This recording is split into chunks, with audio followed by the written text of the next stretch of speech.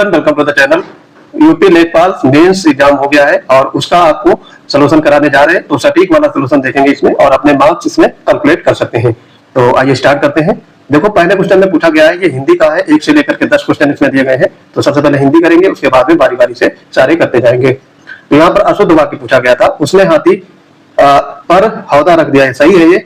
और दास्ता युक्त जीवन ठीक नहीं, ये भी ठीक है। और अब हम भोजन करेंगे, ये भी ठीक है। ये वाला गलत हो गया। यहाँ पर देखो 4 आदमी दिया गया है, तो 4 आदमियों होना चाहिए, क्योंकि 4 बहुवचन है, तो आदमियों के बैठने की व्यवस्था करो। इस तरीके से अगर होता तो सही होता। तो यहाँ पर सी पार्ट आपका राइट हो जाएगा। अध्यात्म शब्द में देखो पूछा गया है संधि विच्छेद क्या होगा, तो यहाँ पर अधि प्लस आत्म, अधि प्लस आत्म, बी पार्ट यहाँ पर करेक्ट हो जाएगा। और यहाँ पर अगर पूछा जाए संधि कौन सी होगी, तो ये है यण संधि। ये भी आपको पढ़ते रहना है आगे। कौन सा विलोम युग्म सही नहीं है, यहाँ पे जटिल सरल ये सही दिया गया है आपका। आपसे नहीं पूछा गया है, ये वर्ड पर ध्यान देना है।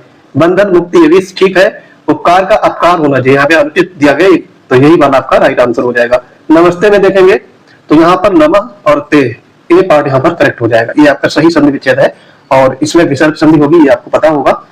फिर आगे है 5वां, बहती गंगा में हाथ धोना, इसका मतलब होता है अवसर का लाभ उठाना, सी पार्ट यहाँ पर राइट हो जाएगा। फिर आगे क्वेश्चन अब राइट साइड में देखेंगे, यहाँ पर है सिंह का पर्यायवाची नहीं, ये पूछा गया है, यहाँ पे नहीं पे ध्यान देना है। तो साधुर, केसरी और हरि ये तीनों आपके सिंह के पर्यायवाची हैं, जबकि गयंद नहीं है, तो ए पार्ट यहाँ पर राइट हो जाएगा। गयंद का मतलब होता है हाथी, ठीक, तो गयंद हाथी का पर्यायवाची है। नरेश धीरे धीरे चलता है, इसमें धीरे धीरे क्या होगा, रीतिवाचक क्रिया विशेषण अव्यय होगा, तो बी पार्ट यहाँ पे राइट होगा। झरना का पर्यायवाची पूछा गया है, तो झरना का पर्यायवाची नहीं है पूछा गया है। तो प्रपात, वारी, श्रोता, निर्झर, तो यहाँ पर वारी होगा, क्योंकि वारी माने होता है पानी। बाकी ये प्रपात, श्रोता और निर्झर ये तीनों झरना के पर्यायवाची हो जाएंगे। नवा है यहाँ पे मानस के रचयिता तुलसीदास जी है, तो ये गलत है, यहाँ पे रचयिता गलत लिखा हुआ है। मुझे कल जयपुर जाना है, ये वाला आपका भी गलत है। क्यों गलत हो जाएगा, नहीं ये सही है, मुझे कल जयपुर जाना, आपको सही पूछा गया था ना, तो ये दूसरा वाला सही है। सुदामा कृष्ण के मित्र थे, परम मित्र यहाँ पे दिया गया है, तो ये भी आपका अशुद्ध हो जाएगा।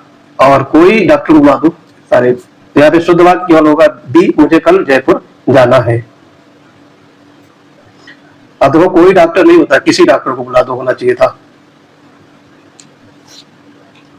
और आगे है किस वाक्य में निपात का प्रयोग हुआ है। निपात का मतलब क्या होता है, जैसे जो वाक्य में विशेष बल लगता है वहां पे निपात, जैसे भी है, तो है या तक, केवल, ये सारे जहां पर शब्द प्रयोग हुए हो वो होता है निपात। तो यहाँ पर बी पार्ट में आपका देखो भी प्रयोग हुआ है, तो ये निपात हो गया।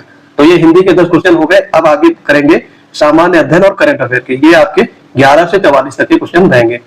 तो यहाँ पर देखो लिखा गया की स्टोन प्रजाति शब्द किसने गढ़ा था, तो ये शब्द गढ़ा था रॉबर्ट टी पेन द्वारा, ए पार्ट यहाँ पर राइट हो जाएगा। ब्लॉकचेन प्रौद्योगिकी, जो ब्लॉकचेन टेक्नोलॉजी होती है, इसके बारे में सबसे सटीक आपका उत्तर क्या होगा, तो ये एक डिस्ट्रीब्यूटेड लेजर है जिसमें रिकॉर्डों के बाद में बदलना कठिन होता है, बी पार्ट यहाँ पर करेक्ट हो जाएगा। फिर 13 नंबर देख लेंगे। देखो पेज 2 साइड में दिया गया है, तो लेफ्ट और राइट दोनों तरफ फोकस करना है आपको। आईसीसी महिला इमर्जिंग नेशंस ट्रॉफी ये 2025 किस देश ने जीती थी, तो ये थाईलैंड ने जीती थी, तो यहाँ पे सी पार्ट आपका राइट हो जाएगा। और 14 नंबर देखेंगे, इसमें ज्यादा व्याख्या नहीं करेंगे, आपको सिर्फ आंसर मैच कराना है, तो इसी तरीके से करेंगे। डीएनए फिंगर प्रिंटिंग की तकनीक को प्रारंभ करने किसके द्वारा विकसित की गई थी, ये आपको पूछा गया है। तो डीएनए फिंगर प्रिंटिंग का विकास हुआ था 1984 में, और यहाँ पर तकनीक विकसित किसके द्वारा की गई थी, ये पूछा गया है। तो इसका आंसर हो जाएगा एलेक जेफरी द्वारा, डी पार्ट यहाँ पर राइट हो जाएगा।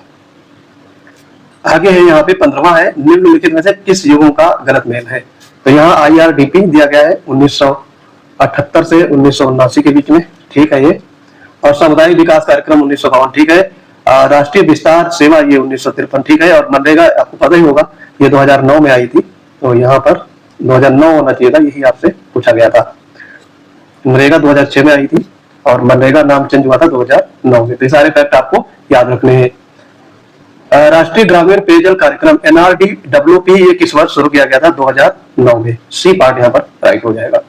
आगे है राष्ट्रीय स्वच्छ वायु कार्यक्रम, जो राष्ट्रीय स्वच्छ वायु कार्यक्रम है NCAP, national clean air programme, ये के अंतर्गत वास्तविक समय में वायु गुणवत्ता डेटा की निगरानी और अद्यतन करने के लिए कौन सा पोर्टल लॉन्च किया गया? तो ये प्राण, डी पार्ट यहाँ पर करेक्ट हो जाएगा। 18वां देखेंगे इसमें, पारिस्थितिकी में पहचाने गए जैव विविधता की क्षति के लिए जिम्मेदार इवन क्वार्टेट यानी 4 मुख्य कारण में आवासीय क्षति, अतिदोहन, विदेशी प्रजातियों का आक्रमण और निम्नलिखित शामिल है। तो इसमें और क्या शामिल है?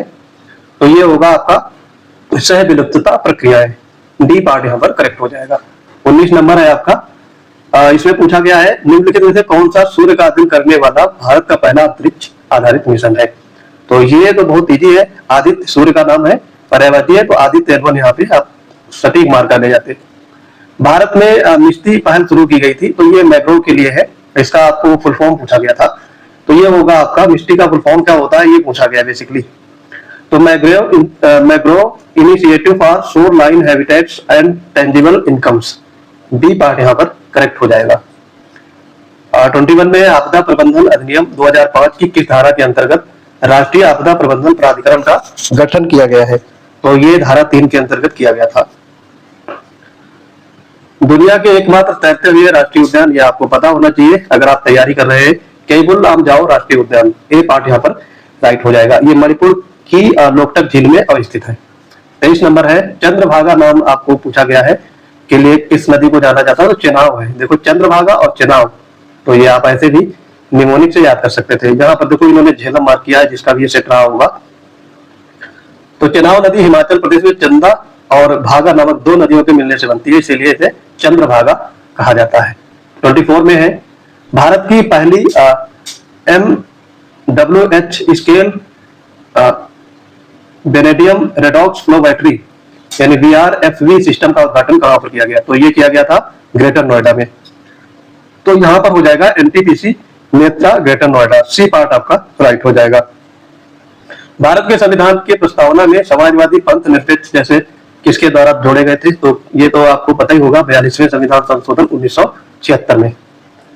आगे बढ़ेंगे इसमें, फ्रंटियर गांधी के नाम से लल्लू टाइप के क्वेश्चन पूछे गए हैं। खान अब्दुल गफ्फार खान, डी पार्ट आपका राइट हो जाएगा। आगे है, ये तो आपका लुसेंट से पूरा उठा दिया गया है जीके का पोर्शन। दीनदयाल उपाध्याय ग्रामीण कौशल्य योजना DDU के GKY के अंतर्गत लाभार्थियों के पंजीकरण के लिए किस वेबसाइट आधारित टूल का उपयोग किया गया है? तो ये है आपका कौशल पंजी, ए पार्ट यहाँ पर राइट हो जाएगा। अब 28 देखेंगे राइट साइड से, भारत में निम्नलिखित में से किस विधान के अंतर्गत तटीय विनियमन क्षेत्र यानी जो CRZ अधिसूचित किए गए हैं? तो ये है आपके पर्यावरण संरक्षण अधिनियम 1986 में, सी पार्ट आपका, डी पार्ट आपका करेक्ट हो जाएगा। आगे इसमें है, भारत की संविधान सभा की पहली बैठक की अध्यक्षता किसने की थी? तो पहली बैठक की अध्यक्षता सच्चिदानंद सिन्हा या स्थायी अध्यक्ष बनाए गए थे 9 दिसंबर 1946 को। तो यहाँ पर आपका डी पार्ट करेक्ट हो जाएगा। राष्ट्रीय पंचायती राज दिवस NPRD 2025 का राष्ट्रीय कार्यक्रम किस ग्राम पंचायत में आयोजित किया गया? तो ये लोहना उत्तर प्रदेश का उत्तर ग्राम पंचायत है, ये उत्तर प्रदेश में नहीं है, मधुबनी बिहार में, बी पार्ट यहाँ पर राइट हो जाएगा। ये पूछा जा सकता है, इंपॉर्टेंट है, अदर एग्जाम में भी आ सकता है। 2025 के ब्रिक्स शिखर सम्मेलन की अध्यक्षता ब्रिक्स के किस सदस्य नेता ने की थी? तो ये की थी लुइज इनासियो लुला दी सिल्वा, ए पार्ट यहाँ पर राइट हो जाएगा। अब इतना बड़ा नाम दिया गया है तो आप बड़े नाम को देखकर भी मार्क कर सकते थे अंदाजे से, तो भी सही हो जाता। फिर आगे है 32 नंबर देखेंगे आप, नेक्स्ट मतलब राइट साइड में, कौन सा सिद्धांत ये बताता है कि जो बहुत करीब से संबंधित प्रजातियों जो एक ही तरह के संसाधनों के लिए प्रतिस्पर्धा कर रही है और अनिश्चित काल तक एक साथ नहीं रह सकती है? तो ये कौन सा नियम है? गॉस का नियम, बी पार्ट यहाँ पर करेक्ट हो जाएगा। कौन सा नवीनीकरण ऊर्जा कार्यक्रम विशेष रूप से ग्रामीण क्षेत्रों में पारिवारिक प्रकार के बायोगैस संयंत्रों का समर्थन करता है? तो ये आपका है राष्ट्रीय बायोगैस और खाद्य प्रबंधन कार्यक्रम, ए पार्ट यहाँ पर राइट हो जाएगा।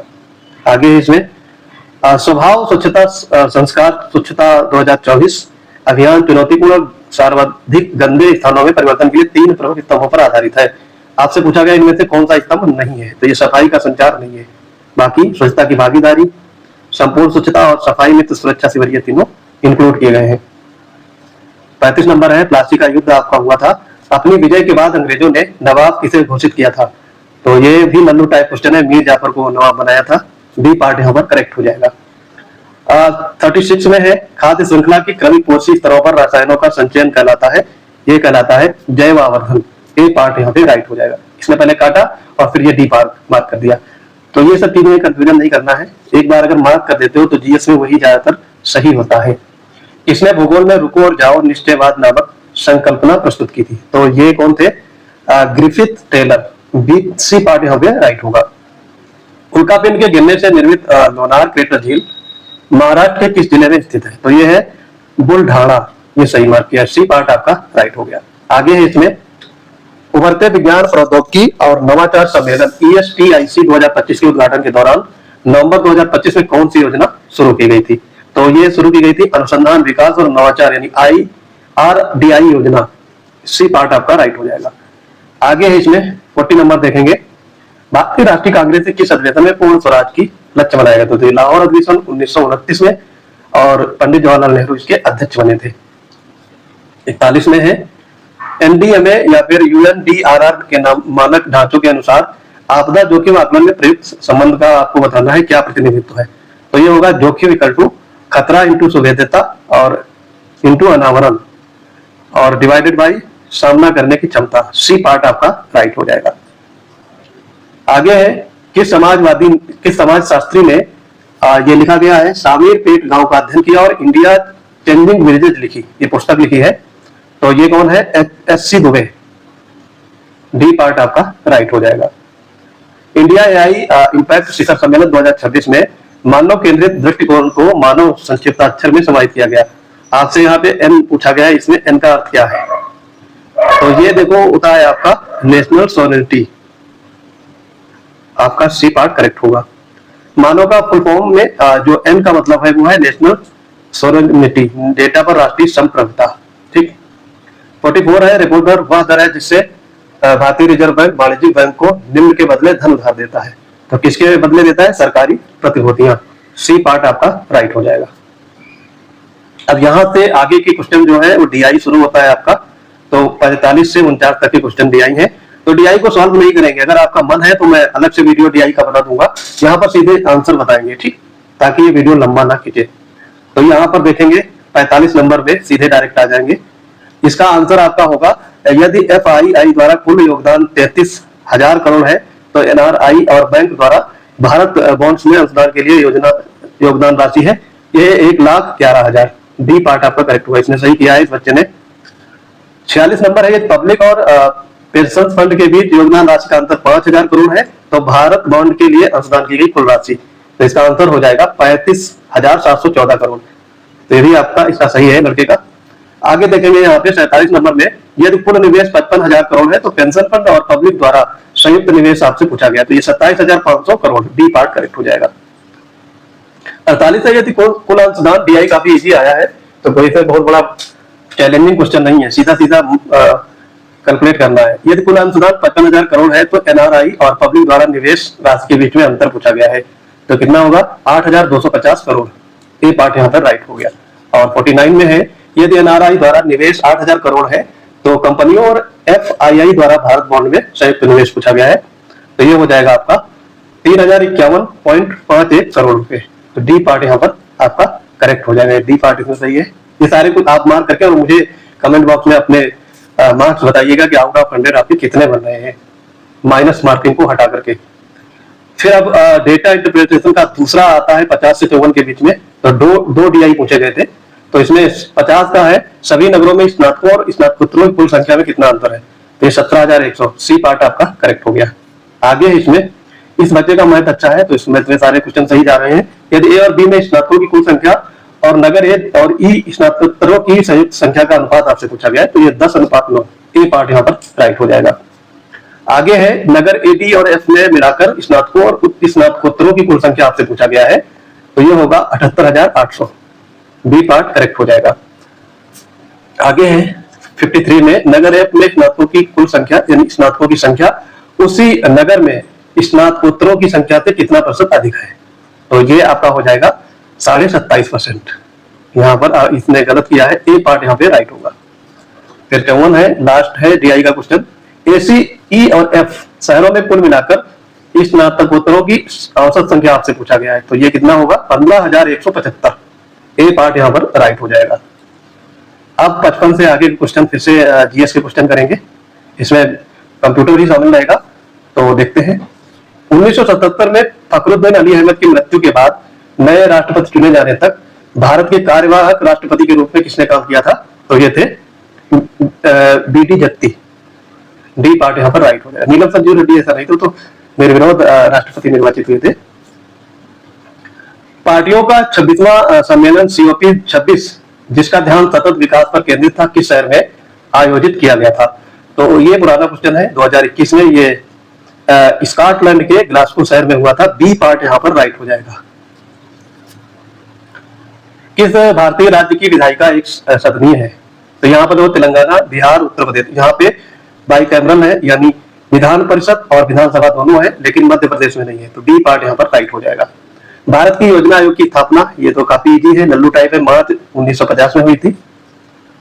फिर है गरीबी और समानता संबंधी संक्षिप्त रिपोर्टों यानी PEB किस संगठन द्वारा की जाती है? तो ये विश्व बैंक के द्वारा। डी पार्ट करेक्ट हो जाएगा। अब आगे देखेंगे 60 और 61। समवर्ती चुनावों, एक राष्ट्र एक चुनाव पर उच्च स्तरीय समिति का गठन कब किया गया था? तो डेट पूछ लिया गया है, तो ये डेट टाइमलाइन आपको याद रखनी बहुत ज्यादा जरूरी हो जाती है। आंसर हो जाएगा 2 सितंबर 2023। डी पार्ट यहाँ पर राइट हो जाएगा। और ये अध्यक्षता की गई थी पूर्व राष्ट्रपति रामनाथ कोविंद के द्वारा। कौन से अंतरिक्ष मिशन ने सबसे पहले मानवों को चंद्रमा पर सफलतापूर्वक उतारा था? तो ये कौन सा मिशन था? यहाँ पर आपका आंसर हो जाएगा अपोलो 11। अपोलो 11। अब देखो यहाँ पे अपोलो 12 दिया गया है, तो इसने ये मार्क भी किया, गलत है ये। यहाँ पर ई पार्ट आपका नन ऑफ द एबव होगा। ठीक। 62 है इंडिया फॉरवर्ड ब्लॉक के संस्थापक आपसे पूछा गया है, तो सुभाष चंद्र बोस। ए पार्ट यहाँ पर राइट हो जाएगा। ये 1939 में इन्होंने कांग्रेस से रिजाइन कर दिया था, उसके बाद इन्होंने ऑल इंडिया फॉरवर्ड ब्लॉक की स्थापना की थी। तो आपने पढ़ा होगा जीएस में। स्वतंत्र भारत के दूसरे गवर्नर जनरल आपसे पूछा गया है। अब देखो यहाँ पर स्वतंत्र भारत के दूसरे गवर्नर जनरल कौन थे? तो देखो लॉर्ड माउंटबेटन के बाद चक्रवर्ती राजगोपालाचारी बने थे, तो यहाँ पर आपका सी पार्ट हो जाएगा। सी राजगोपालाचारी। 64 नंबर है आपका, ऊपर होगा। अब यहाँ से देखो ऑर्डर में पूछा गया है, उत्तर से दक्षिण की ओर जो पत्तन है या फिर कोस्ट है उनको बताना है। तो सबसे पहले आपका आएगा हल्दिया, फिर पारादीप, विशाखापट्टनम, चेन्नई। डी पार्ट यहाँ पर करेक्ट दिया गया, इसने भी करेक्ट किया है। आपतित सौर विकिरण में प्रकाश संश्लेषणात्मक सक्रिय विकिरण यानी PAR का क्या परसेंटेज रहता है? तो ये रहता है 50%। बी पार्ट आपका राइट हो जाएगा। माइक्रोसॉफ्ट वर्ड में मार्क साइटेशन डायलॉग बॉक्स खोलने की शॉर्टकट कुंजी पूछा गया है, क्या होती है?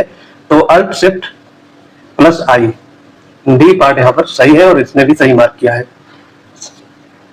MS पावर पॉइंट का आविष्कार किसने किया था?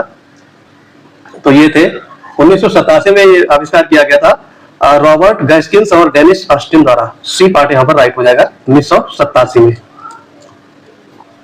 68 नंबर है आपका। माइक्रोसॉफ्ट एक्सेल में कंट्रोल 5 का प्रयोग किस लिए किया जाता है?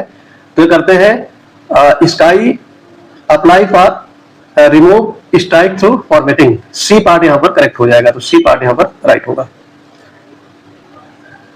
इस चैनल पर कंप्यूटर के 500 इंपॉर्टेंट MCQ डाले गए हैं जो आपके विभिन्न प्रतियोगी परीक्षाओं में काम आ सकते हैं, तो उस वीडियो को जरूर देख लेंगे। वो मैराथन क्लास है और उसमें सारे UPSSC के RO के जितने भी कंप्यूटर से रिलेटेड क्वेश्चन पूछे गए हैं वो सारे इसमें सम्मिलित किए गए हैं, तो उसको जरूर आप देख लेंगे। अगर यहाँ पर आपका पेपर सही नहीं हुआ या फिर अगले एग्जाम की आप तैयारी कर रहे हैं तो हमारा कंप्यूटर का मैराथन क्लास जरूर देख लेंगे। निम्नलिखित में से कौन सा ऑपरेटिंग सिस्टम का घटक नहीं है? तो यहाँ पर नहीं है, तो ये कंपाइलर होता है। D part. Multics operating system किस प्रोग्रामिंग भाषा में लिखा गया है? तो ये लिखा गया है PLI।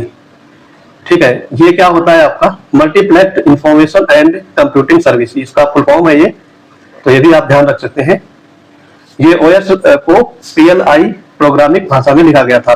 71 देखेंगे आप। डॉक्यूमेंट के मार्जिन में संशोधन दिखाने के लिए माइक्रोसॉफ्ट वर्ड में कौन सा फीचर उपयोग किया जाता है? तो ये बैलून फीचर होता है। बी पार्ट यहाँ पे करेक्ट हो जाएगा। अब यूनिवैक का फुल फॉर्म आपसे पूछा गया है, इंपॉर्टेंट है और आपको याद भी होना चाहिए। Universal automatic computer, D part आपका राइट हो जाएगा। ये पहली पीढ़ी का व्यावसायिक कंप्यूटर था। सिस्टम स्टार्टअप के दौरान बूस्ट स्टेप लोडर द्वारा डिस्क के किस पोर्ट को या किस पार्ट को एक्सेस किया जाता है, तो ये करते हैं ब्लॉक 0। ए पार्ट यहां पर राइट होगा। कौन सा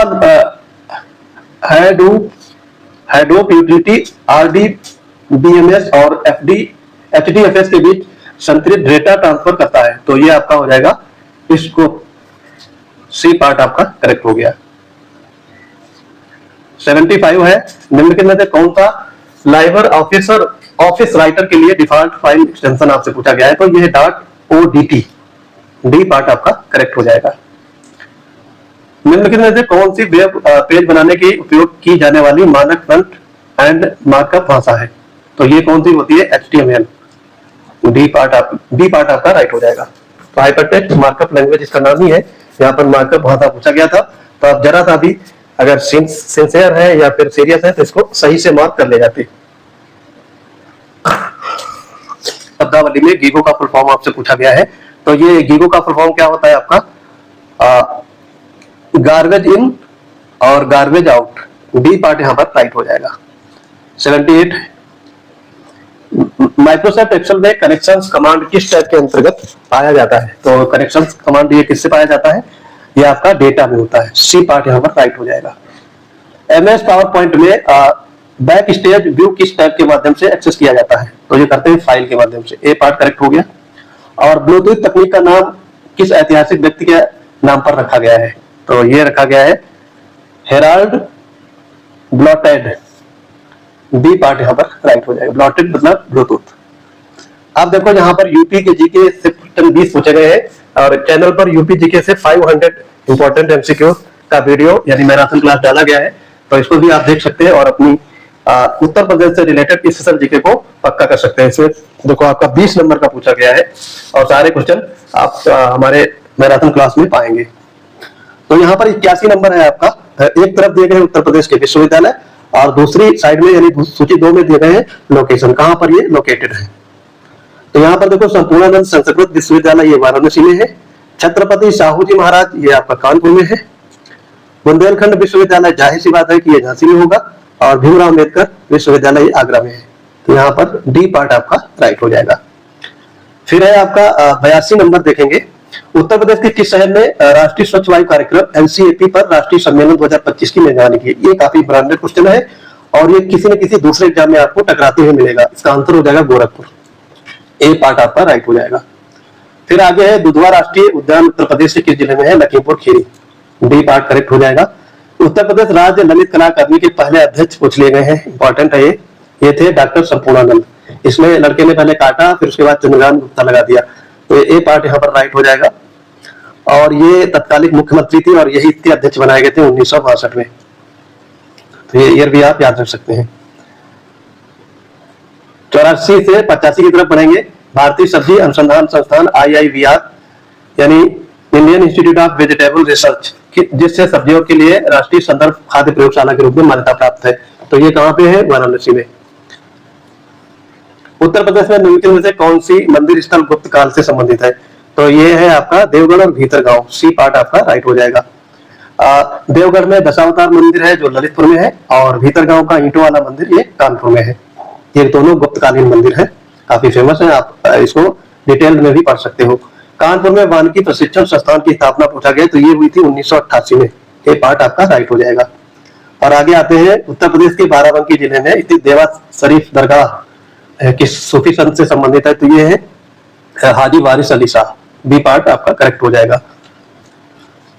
उत्तर प्रदेश की कौन सी हिंदुस्तानी शास्त्रीय गायिका को ठुमरी की रानी कहा जाता है, सबका नाम पता होगा, गिरिजा देवी है। बी पार्ट आपका राइट हो जाएगा। बनारस घराने से संबंधित है। ODOP योजना के तहत चयनित काला नमक चावल को बुद्ध चावल भी कहा जाता है, तो यहाँ पर ए पार्ट आपका राइट हो जाएगा।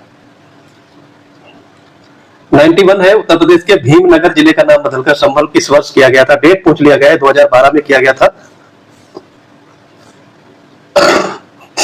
मनाया जाता है 24 जनवरी को और ये 2018 से मनाया जाता रहा है, तो ये फैक्ट भी आपको याद रखने हैं।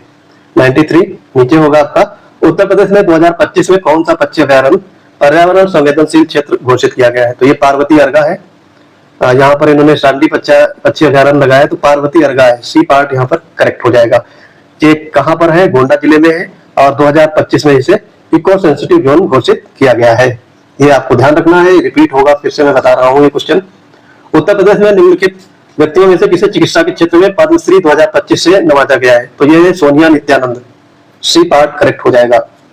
95 है उपन्यास, कौन सा उपन्यास मुंशी प्रेमचंद द्वारा नहीं लिखा गया है? तो इन्होंने देखो गोदान, निर्मला, गमन, ये तीनों लिखे, आनंद मठ नहीं, तो डी पार्ट यहाँ पर करेक्ट हो जाएगा। आनंद मठ को किसने लिखा था? बंकिम चंद्र चट्टोपाध्याय द्वारा। कुंवर दिग्विजय सिंह बाराबंकी उत्तर प्रदेश से संबंधित एक खिलाड़ी हैं, किस खेल से संबंधित है? तो ये है हॉकी से, सी पार्ट आपका राइट हो जाएगा।